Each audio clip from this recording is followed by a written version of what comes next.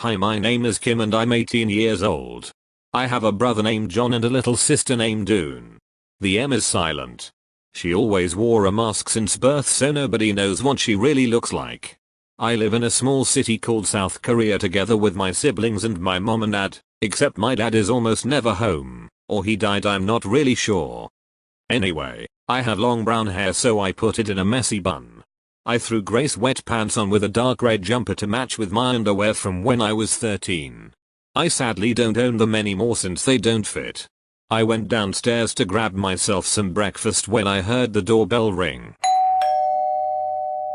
I opened up the door and there was a strange man in all black standing there. I asked him if I could help him and he kidnapped me. I woke up in a bedroom. I scratched my head thinking that dream was oddly detailed. I went downstairs to grab some breakfast but there was no air to breathe with so I choked and died. I woke up again, took a deep breath and realized I was finally awake. I realized I had no siblings nor did I live with my parents, however was I seriously not sure if my dad was gone or dead. I have no idea. I put my long blonde hair up in a messy bun and tied my shoes to go downstairs and eat some breakfast. Kim Jong-un. My mother yelled. I rolled my eyes out of annoyance. You knew you were in trouble when your mother calls your full name. I hated that name. I couldn't understand why my mom decided to name me John. And why in the world would DM and Moon be silent? I was pissed. I raged so hard I had to break something. I went outside and burned the house down. At least I wouldn't get any homework since I didn't have a home anymore. I walked away and went to school. When I arrived I realized I didn't even go to school. I went back to the dorm I actually lived in and I greeted my trainee roommates. We were part of the company Big Dick Energy, which was the company that Bang Shi-hyuk's wife started. People still think the N stands for entertainment.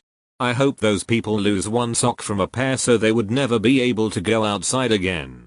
Except for maybe if they own a second pair of socks, but who has that anyway? Anyway, the N stands for energy.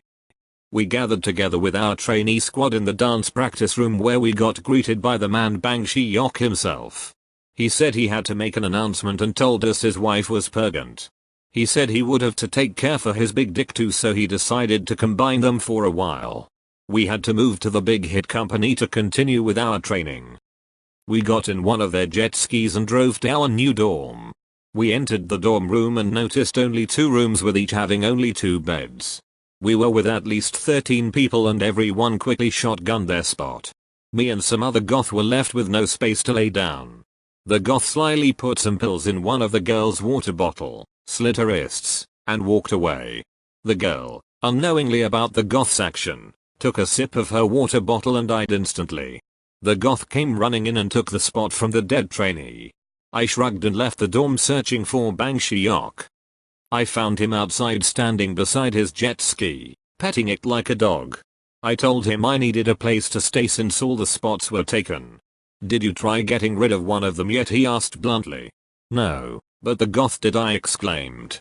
The man shrugged and said I had no choice but to move in with another group. You want me to stay with the male trainees? I asked, frowning as I was shaking my strong gluteus maximus. He shook his head as he stroked his hand over his shining red boat.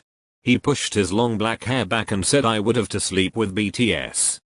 He said there was no other space and BTS had an extra bed in their room since Jungkook never sleeps on his own bed.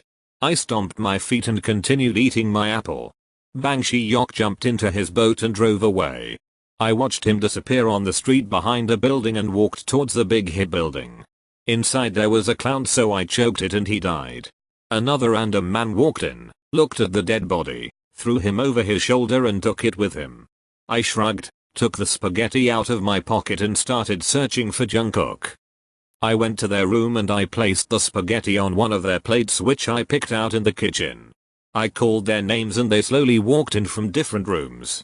Dinner is ready, I yelled. The guys looked at me confused. What do you mean? Who are you? Namjoon asked. Well, apparently from this day on I'll be your new roommate. Bang Shi-hyuk's words, I said.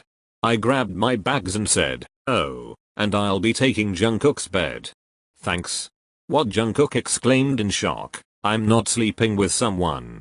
I gave him the dude don't act like you don't know look. You always sleep in someone else's bed. You slut, I said, crossing my arms. Don't let me stop you for being the slut you are. I'm taking your bed, I confirmed. The boys didn't say anything and Taehyung started eating the spaghetti since his chicken got stolen by a homeless guy that broke into their room last night.